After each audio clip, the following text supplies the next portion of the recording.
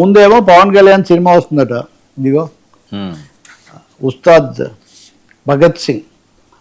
Bhagat Singh cinema వస్తుందంట. ఆ తర్వాత పెద్ది మార్చి 26నేమో ఈ సినిమా ఉస్తాద్ భగత్ సింగ్ మార్చి 28, పెద్ది ఏమో ఏప్రిల్ 30.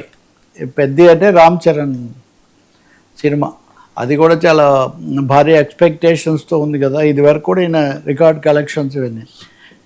ఇది అయిన తర్వాత మహేష్ బాబు, రాజమౌళి వారణాసి, అది అయిన తర్వాత మధ్యలో ప్రభాస్ది కూడా ఉంది. అది అయిన తర్వాత చిరంజీవి సినిమా విశ్వంభర.